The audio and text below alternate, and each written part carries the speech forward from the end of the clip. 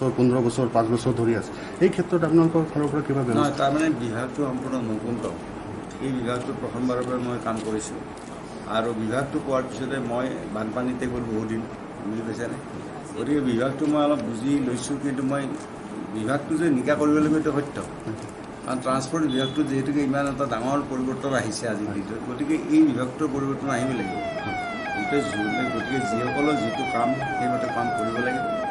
আৰু দীৰ্ঘদিন ধৰি যিসকল আছে আমি সেইবিলাক এতিয়া লাহে লাহে চাই ল'ম চাই লৈ পেলাই তেওঁলোকৰ ব্যৱস্থা ল'ম মই আজিও ইয়াত আহি আমাৰ ডি এফ অ'ক মই ফোন কৰিছিলোঁ ডি চিক ফোন কৰিছিলোঁ ডি চিয়ে ক'লোঁ যে ডি এফ অ' ক'ত এনেকৈ সুধিছিলোঁ তাৰপিছত ডি এফ অ'ক ফোন কৰিছোঁ ডি এফ অ'ক মই কৈছোঁ যে আমাৰ লংকা ৰিজাৰ্ভত গছ কটা এটা অভিযোগ উঠিছে বুলি মই গম পাইছোঁ গতিকে এডাল গছৰ যাতে নাকাটে এনেকৈ আজি ডি এফ অ'ক মই অভাৰ ফোন ইয়াৰ পৰা মই কৈছোঁ আৰু ডি এফ অ' মই তেওঁক দেখাও নাই ডি এফ অ' মই কৈছোঁ ডি এফ অ'ই কৈছে নাই আমাক ইয়াত গছ কাটিব নিদিওঁ আমি ভালকৈ আৰু আমি কৈছোঁ তেওঁক যে আপুনি অফিচত যিমান দিন যিমান সময় বহিব আধা দিন মাহৰ আধা 15 দিন আপুনি অফিচত বহক আৰু 15 দিন জংঘলৰ মাজে মাজে ঘূৰক এনেকৈ ডি এফ অ'ক কৈছোঁ আৰু ছাৰ যিবিলাকে